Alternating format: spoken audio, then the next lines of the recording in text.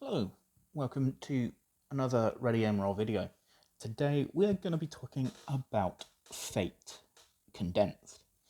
Yeah, this is an RPG that I enjoyed playing, and I think I'd play again. But I just found that when I ran it, it was fun, but I don't know if it was the right RPG for the setting that I'd chosen.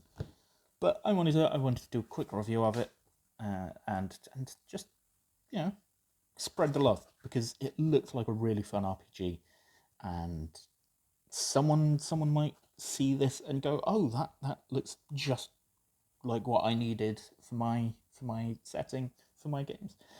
So yeah, let's get it. Before we get into this, I want to invite you to like the video, subscribe, and just you know do all the usual stuff. Comment, drop a comment, just talking about, I don't know, what your favourite setting for TTRPGs is, because Fate is a setting agnostic TTRPG. So that means the system is made in a way that you can just drag and drop your favourite setting, your preferred setting, and go. There's nothing in here really about world building, nothing about, what types of characters you can play. It is all very much just drag your ideas in and see if they fit, because sometimes they won't fit, sometimes maybe they will.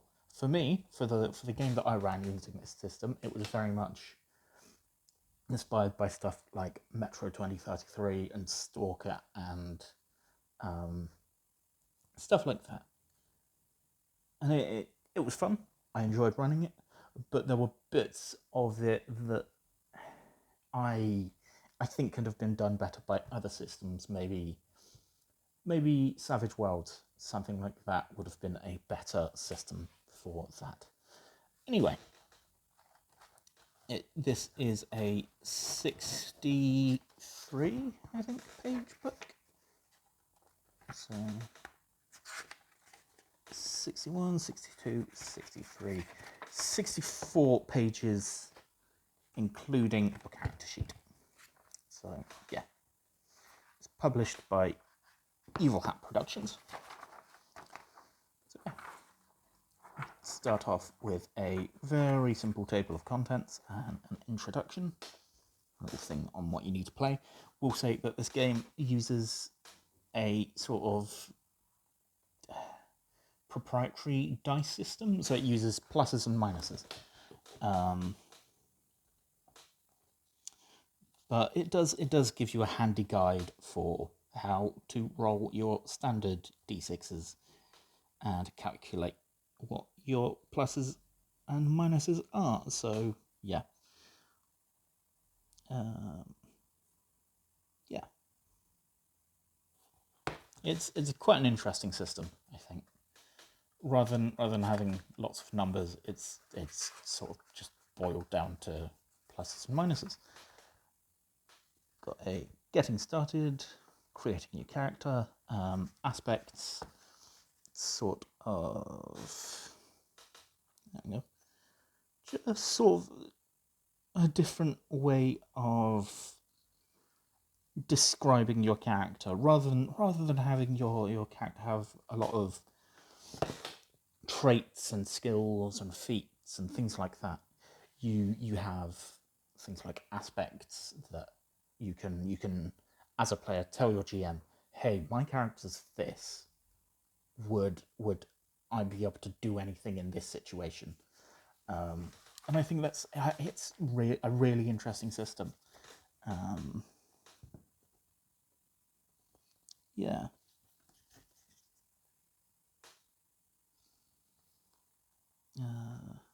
Yeah. So we've got a lot of some aspects to get you going.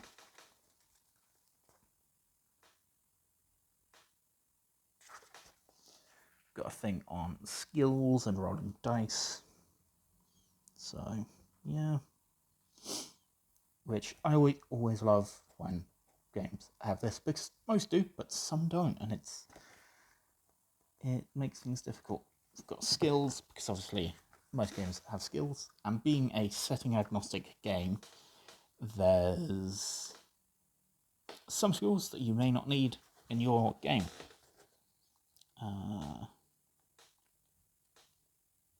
But the game goes, okay, if there's not skills here that you don't think fit the game, you can either just remove them outright or swap them out for something of your own creation. This is a very easy system to pull apart and switch out for new things as and where you need. I should also say that Fate as a system has a lot of expansion content. So if you are running something specific like a sci-fi game or a horror game, there are books that help you run those genres in Fate. So maybe it's worth me picking some of those up and seeing about running that session that I spoke about again. So yeah, we've got a comprehensive description of skills and what they do, what they're meant for.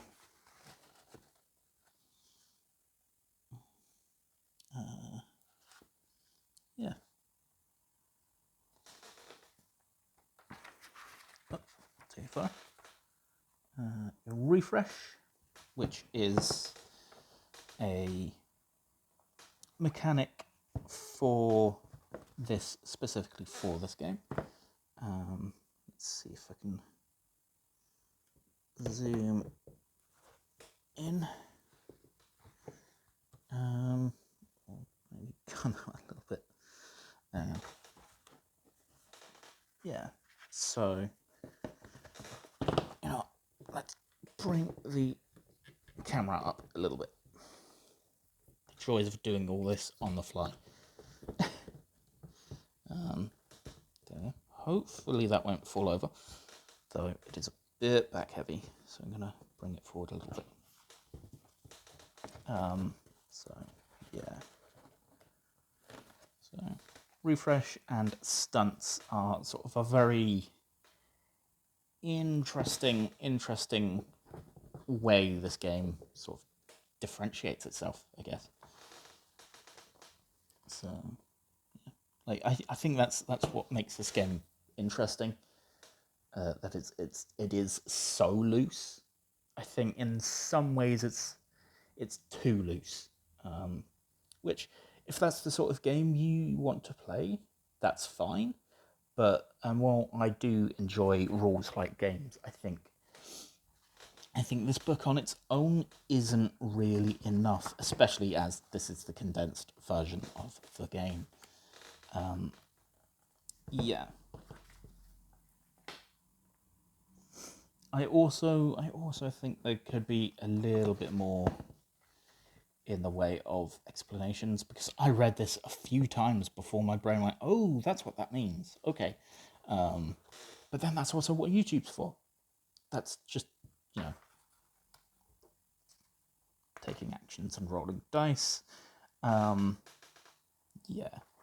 It's that the game runs quite smoothly and simply in terms of actions and the action economy. It's normally just do a couple things. That's literally it. The game also has a lot of help for GMs in this sort of situation. Yeah.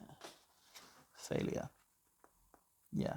So there's a whole way of reading the dice, because like I say, it's all pluses and minuses, so it's all about, okay, how many minuses did you get? How badly did you fuck this up? And yeah, I think you can, instead of just going, oh, I rolled X number, bad things happen. This game very much goes, okay, you've rolled 3 minuses and a plus. So that's quite a bad failure. Let's look at what that means in terms of narrative. This game sacrifices a lot of rules crunch for narrative, which I love. I love games that go, okay, you're meant to be playing this role-playing game that you've all sat down for a narrative, for a story. It's TTRPGs are a collaborative storytelling. So let's look at that. Let's look at it from the point of view of telling a story rather than going, you just fail. Like this game wasn't the first time I'd heard of the concept of failing forward in TTRPGs. But it does make a very strong point about it, which I think is something that especially beginner GMs often struggle with. And I think even some advanced GMs, some GMs who have been playing for a while, struggle with helping to move the narrative along, even when your players aren't succeeding on the roles you have them making. And I think that sucks. Like it's something to learn, but I think it's having a game where you're just failing rolls and failing rolls and failing rolls and nothing's happening, because sometimes you will sit down to play a TTRPG and your dice will just suck.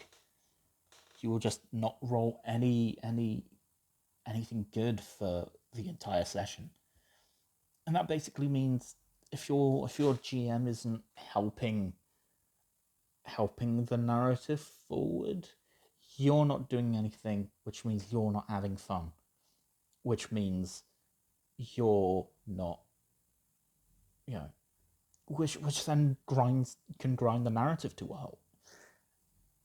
Which is something that I found with a couple campaigns that I've been in, that I've just gone, this isn't for me. This I like the group, I like the setting, but it's not for me.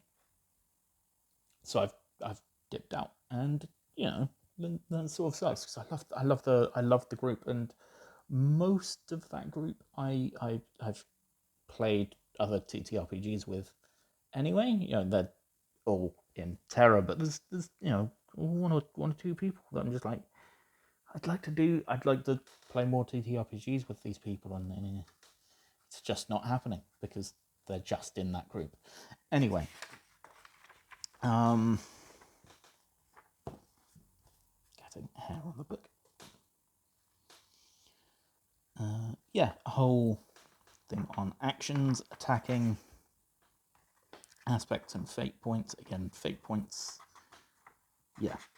So aspects are always true. So again, it's this whole thing of having a character, go, okay, this thing is true about my character, therefore X, Y, and Z. And obviously, if you're taking things too far as a player, the GM's probably going to go to you and say, no, that's not how this world works. That's not how the realities of this narrative work. But which is why, for as rules light and simple as this game is, I don't know if I'd recommend this.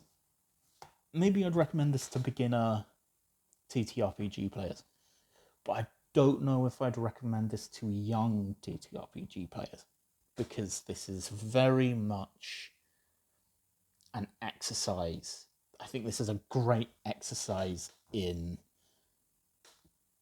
how to manage a character, and because if you're a player who likes to min-max things, there's not much of that here. So it's easy for those sorts of players to go, okay, my character's this, and this, and it's like, okay, let's look at that. You've got a lot of things there that might not work in a setting that you're trying to play.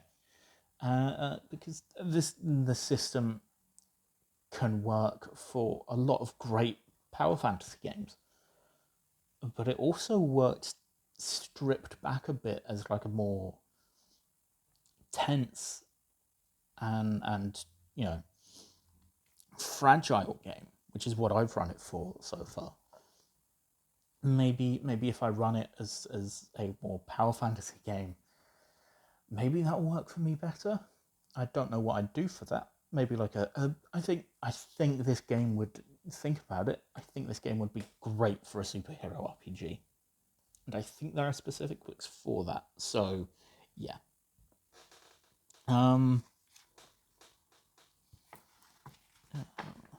Yeah. Little thing on the aspects. So, one thing that I do like that there are quite a lot of examples. So, leader of band of survivors, attention to detail, and must protect their brother. And so, yeah, like there's a lot of things there that make sense narratively. You could easily go overboard with them, which is, I think, why, again, this game is a much more about the players going, hey, I want to do this, and the GM going, okay, roll dice for that, rather than the GM going, hey, if you want to do this, you need to roll these dice, which I in RPGs I just prefer more. So yeah. How to use aspects, so invoking them, making them help you in rolls. So again, like I was saying with the the whole aspects are always true. Your GM could go, okay, I need you to make this roll to see if you succeed or fail. You as a player could go, okay, because of this aspect of my character, would I maybe be able to get some bonuses? And if you've got a good GM, they probably says yes.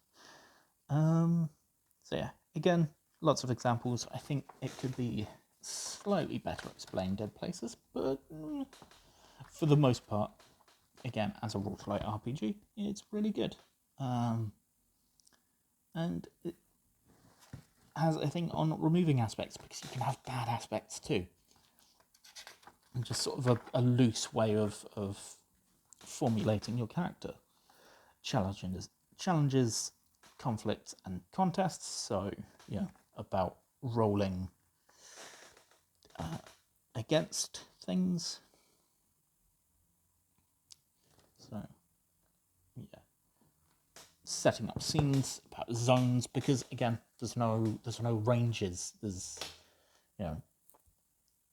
so it's more, okay, you've got this room, which is a zone. You've got the corridor outside, which is another zone, and the courtyard, which is another zone. So it's that's more how movement and combat work, which I really enjoy. It's more free form and free flowing. You can describe things in zones, and I kind of want to move towards doing stuff like that in other games. Yeah, situation aspects, again, aspects don't just apply to characters, they apply to situations and areas. So the room could be on fire.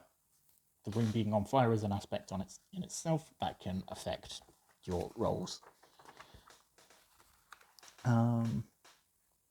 Teamwork, challenges, and contests. So a lot of this is about helping your fellow players out, helping them with rolls. They might be able to get an extra die for their roll, what have you. Yeah.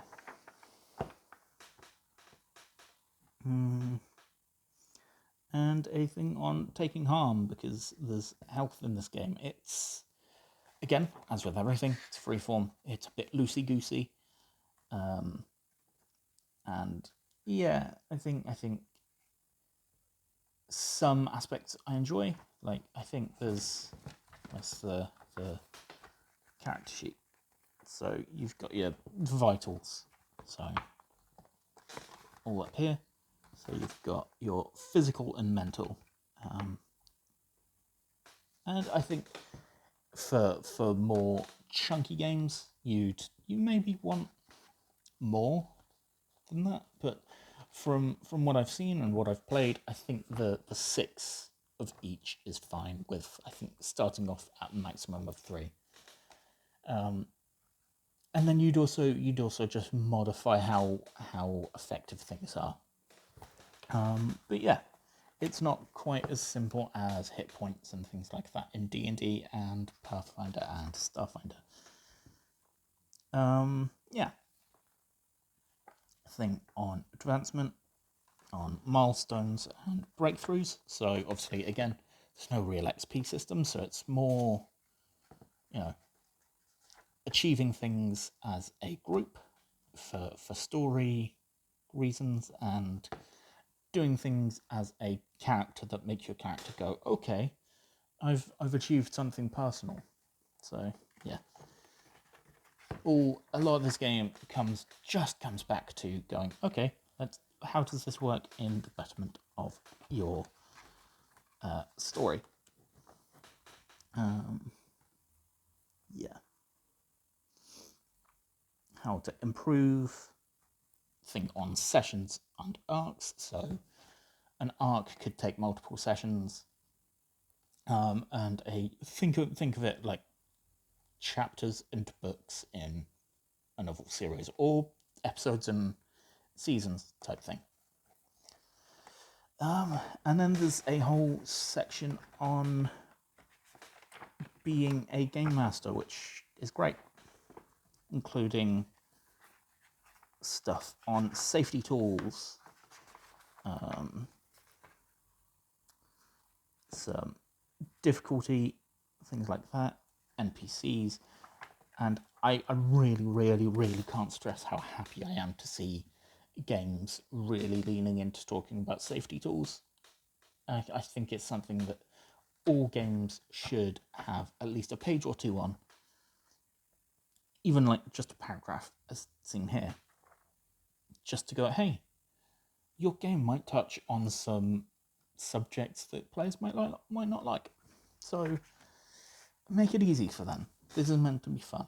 And then a whole load of optional rules that make the game a little bit more involved, a little bit more, I guess, crunchy. Yeah. But yeah, so in all, I enjoyed this system, and I do want to explore it more. I'm rushing a little bit because I'm running out of memory on my phone. But yeah, Fate Condensed is a great intro to a really different system, and I think people should play it.